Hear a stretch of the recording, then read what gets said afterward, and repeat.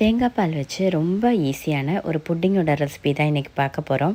இதுக்கு வெறும் 3 இன்க்ரீடியன்ட்ஸ் மட்டும் இருந்தாலே போதும். ரொம்ப சாஃப்டாக, ரொம்ப ஃப்ளஃபியாக, சூப்பராகவே வரும். ஸ்டார்டர்ஸ் கூட இதை கண்டிப்பாக ட்ரை பண்ணி பார்க்கலாம். இப்போ வாங்க இதை எப்படி பண்ணலான்னு பார்க்கலாம். நம்ம இப்போ இந்த புட்டிங் தேங்காய் பாலில் தான் பண்ண போகிறோம். அதுக்காக நான் இப்போ இங்கே 2 கப் அளவுக்கு, அதாச்சும் 500 ml தேங்காய் பால் எடுத்திருக்கேன். இதை நம்ம லைட்டாக சூடு பண்ணிக்கலாம். ரொம்ப கொதிக்கலாம் விட வேண்டாம். இப்போ வேறு ஒரு பாத்திரத்தில் 3 டீஸ்பூன் அளவுக்கு கார்ன்ஃப்ளவர் எடுத்துக்கோங்க. இதை நம்ம கொஞ்சமாக தண்ணி விட்டு நல்லா மிக்ஸ் பண்ணிட்டு தான் நம்ம அந்த தேங்காய் பால் கூட சேர்க்க போகிறோம். எப்பயுமே நம்ம கார்ன்ஃப்ளவர் இந்த மாதிரி மிக்ஸ் பண்ணிவிட்டு மட்டுமே நீங்கள் சேர்த்துக்கோங்க. இல்லாட்டி உங்களுக்கு ஈவனாக வராது, அங்கங்கே இப்படி கெட்டி மாதிரி பிடிச்சிக்கும். அதனால் தண்ணியில் கொஞ்சமாக தண்ணி போதும். இப்போ இதை நம்ம எடுத்து வச்சுக்கலாம். ரெடி ஆயிடுச்சு. அடுத்ததாக லைட்டாக தேங்காய் பால் கொதிக்கிறதுக்கு முன்னாடியே ஜீனி நம்ம சேர்த்துக்கணும். இப்போ நான் இங்கே 1/3 கப்பில் 1 கப் அளவுக்கு ஜீனி போட்டிருக்கேன். இது மீடியமான இனிப்பு மட்டும்தான் உங்களுக்கு இருக்கும். உங்களுக்கு இனிப்பு கொஞ்சம் கூட வேணும்னா 1/2 கப் அளவுக்கு கூட ஜீனி சேர்த்துக்கலாம். இப்போ இதை மெல்ட் ஆகிற வரை நல்லா மிக்ஸ் பண்ணி விட்டுக்கலாம். ரொம்ப சிம்பிளான ஒரு புட்டிங்கோட ரெசிபி இது. எல்லாருமே கண்டிப்பாக ட்ரை பண்ணி பார்க்கலாம். இதில் நம்ம தேங்காய் பால் ஊற்றுறதுனால இதோட ஃப்ளேவரும் டேஸ்ட் அவ்வளோ சூப்பராக இருக்கும். இப்போ அடுத்ததாக நம்ம கார்ன்ஃப்ளவர் மிக்ஸ் பண்ணி வச்சுருக்கோம்ல, அதையும் சேர்த்துக்க போகிறோம். அதை சேர்த்துட்டு நம்ம உடனே நல்லா மிக்ஸ் பண்ணி விட்டுக்கிட்டே தான் இருக்கணும். இல்லாட்டி உங்களுக்கு அது கெட்டி பிடிக்க ஆரம்பிச்சிடும்.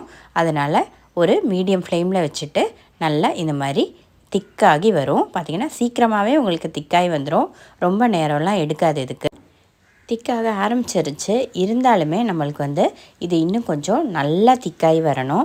அப்படின்னா தான் உங்களுக்கு அந்த புட்டிங் நல்லா செட்டாகி வரும். இல்லாட்டி கொஞ்சம் நம்ம கட் பண்ணுறப்போ உங்களுக்கு கரெக்டாக வராது. பபிள்ஸ் வர்றதுக்கு அப்புறமேட்டு நீங்கள் ஃப்ளேம் ஆஃப் பண்ணிக்கோங்க. இப்போ ஒரு பாத்திரத்தில் கொஞ்சமாக நெய் தடவிட்டு நம்ம இப்போ இந்த மிக்ஸ்சரை அதுக்குள்ளே ஊற்றிக்கலாம். இதை நல்லா செட் பண்ணிக்கோங்க. உங்களுக்கு வேணும்னா இதில் நம்ம கேஷ்யூ நட்டோ இல்லை ஏதாச்சும் நட்ஸோ கூட ஆட் பண்ணிக்கலாம். இப்போ இது நல்லா தட்டி விட்டுக்கோங்க. லைட்டாக 2 தடவை அந்த பாத்திரத்தை லைட்டாக மெதுவாக தட்டினீங்கன்னா உங்களுக்கு ஏர் பபிள்ஸ் ஏதாச்சும் இருந்துச்சுன்னா அதெல்லாம் போயிடும். இப்போ இது ரூம் டெம்பரேச்சருக்கு வந்ததுக்கு அப்புறமேட்டு நீங்கள் ஃப்ரிட்ஜில் வச்சு செட் பண்ணிக்கலாம். இதை ஒரு 2 ஹவர்ஸ் வச்சிங்கன்னா நல்லா சூப்பராக செட் ஆகி வந்துடும். இப்போ நான் 2 மணி நேரம் ஃப்ரிட்ஜுக்குள்ளே வச்சுட்டு நல்லா செட் பண்ணி எடுத்தாச்சு. இப்போ பாருங்கள் சூப்பராக வந்துருச்சு. இதை இப்போ இதுக்கு மேலே நம்மளுக்கு பிடிச்ச நட்ஸோ இல்லை குங்குமப்பூவோ இல்லை இந்த மாதிரி டெசிகேட்டட் கோகோனட்டோ எதுனாலுமே நம்ம சேர்த்துக்கலாம். அது எல்லாமே நம்ம இஷ்டம்தான். இப்போ நான் இது மேலே டெசிகேட்டட் கோகோனட்டும் அப்புறமேட்டு கொஞ்சமாக குங்குமப்பூவும் சேர்த்துருக்கேன். அவ்வளோதான். இது இப்போ நம்ம கட் பண்ணிவிட்டு சர்வ் பண்ணிக்கலாம். இது சில்லுன்னு சாப்பிட்றப்ப தான் இன்னும் கொஞ்சம் டேஸ்ட்டு சூப்பராக இருக்கும். அதனால் எல்லாருமே கண்டிப்பாக ட்ரை பண்ணி பாருங்கள். ரொம்ப ஒரு சிம்பிள் அண்ட் ஈஸியான புட்டிங் ரெசிபி இந்த கோகோனட் மில்க் புட்டிங். கண்டிப்பாக ட்ரை பண்ணி பாருங்கள். வீடியோ பிடிச்சிருந்துச்சுன்னா லைக் பண்ணவும் உங்கள் ஃப்ரெண்ட்ஸ் கூட ஷேர் பண்ணவும் மறந்துடாதீங்க. இந்த மாதிரி சிம்பிள் அண்ட் ஈஸியான ரெசிபிக்கு நம்ம சேனலை சப்ஸ்கிரைப் பண்ணிக்கோங்க. தேங்க்ஸ் ஃபார் வாட்சிங் ப்ரீத்தூஸ் மெனு. இனி அடுத்து ஒரு சூப்பரான வீடியோவில் பார்க்கலாம். பாய்.